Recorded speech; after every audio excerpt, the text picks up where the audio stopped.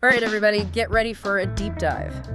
Today, it's all about the U.S. education system. Ooh, sounds interesting. We've got this awesome website, Leap Scholar, that's going to be our guide. Leap Scholar, what's that about? They help international students, figure out how to study in the U.S. Oh, cool. So, if someone wanted to come here for college. Exactly. And their article really lays it all out, like the whole system. Okay, I'm all ears. They talk about the way it's structured, accreditation, how grading works. So, the nuts and bolts of U.S. education. Yep. And get this, they even compare it to India's system.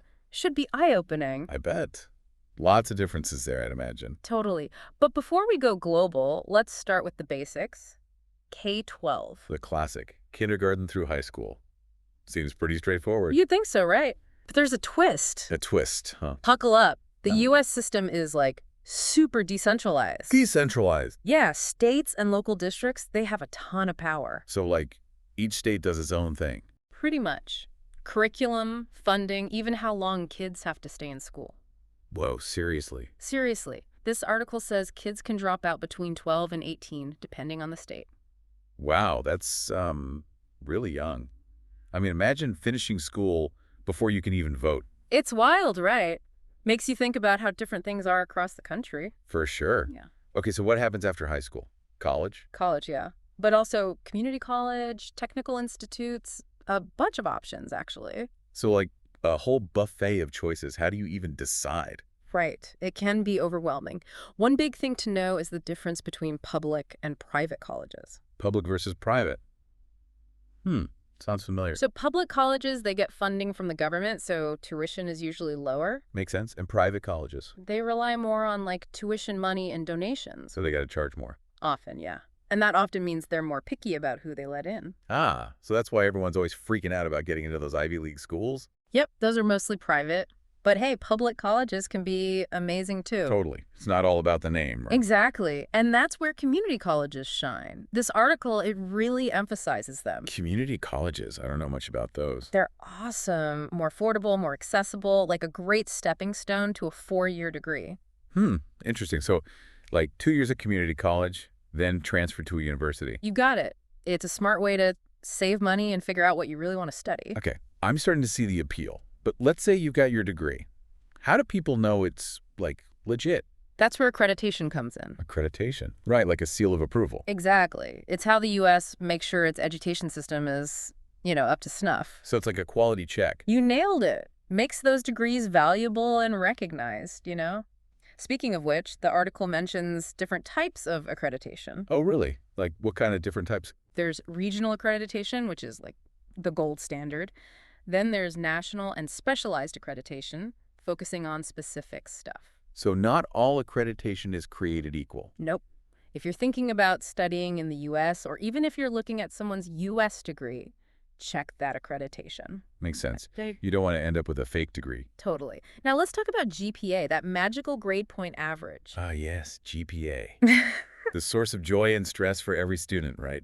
The article breaks down the whole 4-point system with the letter grades from A+ to, well, we won't talk about F. Yeah, let's not go there. But why is GPA such a big deal anyway? In the U.S., it's huge. College admissions, scholarships, even some jobs, it all comes down to GPA. So it's not just about passing classes, it's about excelling. Right. And get this, they even have these things called honors grades. Honors grades, what are those? It's like extra credit for taking tough courses, like AP or honors classes. Ah, so it gives your GPA a little boost. Exactly. Like a reward for those who dare to challenge themselves. I like that. Encourages students to push themselves a bit further.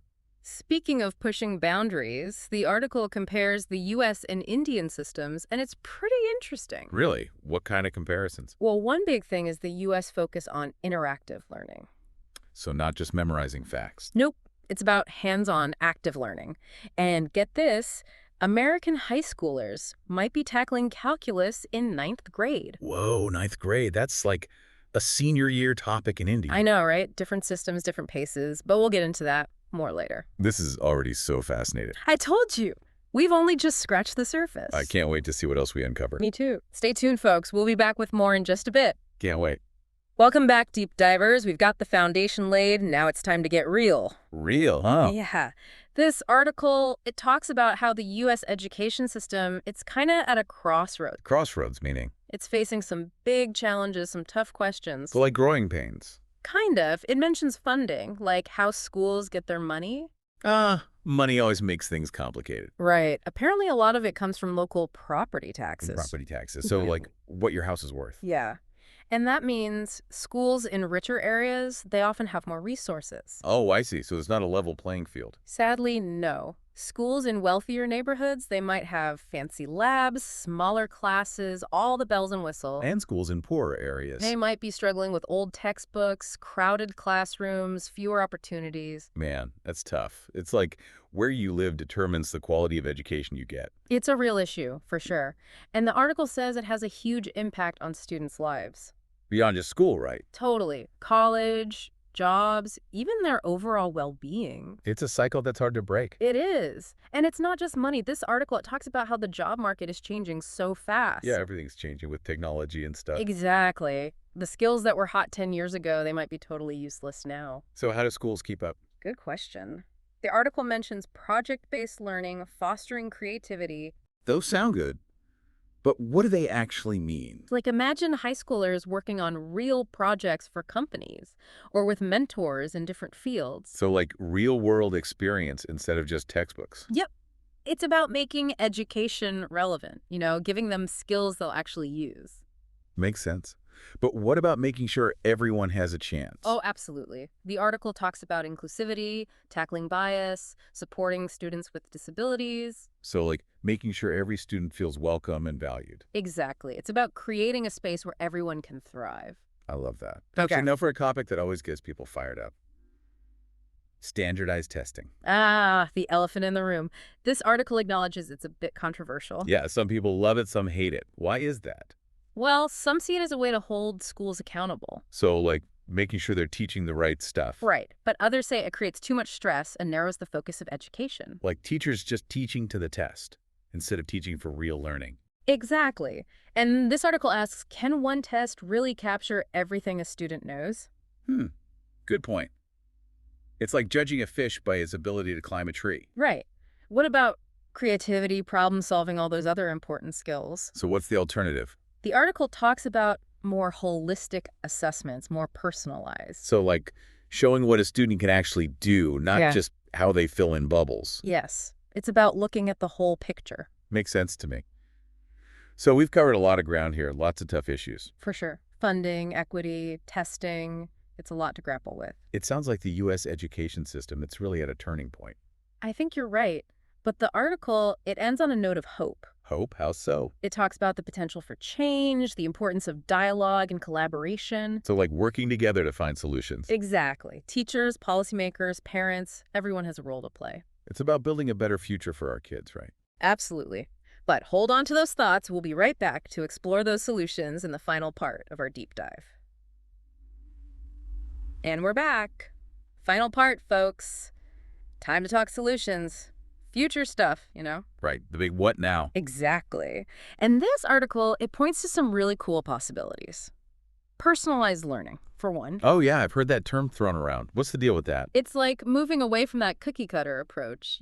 Cookie cutter. Like Yeah. everyone learns the same stuff at the same pace. Yeah. But personalized learning, it's about tailoring education to each student. So like recognizing that we all learn differently. Totally. Some kids might want to dive deep into like history while others are struggling with math. So it's about meeting them where they're at, supporting their individual needs. You got it. And with all this cool ed tech popping up, it seems totally doable. EdTech, you mean like online learning and stuff? Yeah. Think adaptive software, platforms that track your progress, all that jazz. Sounds futuristic. But tech can only do so much, right? True. The article makes a big point about teacher training.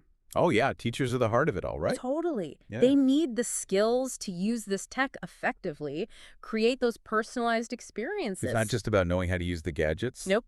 It's about like fostering a culture of continuous learning for teachers too. So like supporting them, giving them a voice, making sure they're on board. Exactly. Empowering teachers, empowering students. That's the key. Speaking of empowering students, what about that social emotional learning thing? SEL. Yeah, it's about teaching life skills like managing your emotions, building relationships. Sounds important, but how do you teach that? It's not just a separate class. It's woven into the whole school culture. Oh, I see. So like modeling empathy, creating a safe space for kids to express themselves. Yeah, teaching them how to handle conflict, cope with stress, all those crucial life skills. Makes sense. It's setting them up for success, not just in school, but in life. Exactly. Yeah. And it's not just good for students, it creates a more positive environment for teachers too. Everyone wins. So, as we wrap up, what's the big takeaway? What's the future looking like? The U.S. education system, it's definitely at a turning point. Challenges, yeah, but also tons of potential. We might not know exactly what the future holds, but change is coming, that's for sure. Personalized learning, tech, SEL, who knows what else. It's exciting. This deep dive, it's given me a lot to think about. Me too.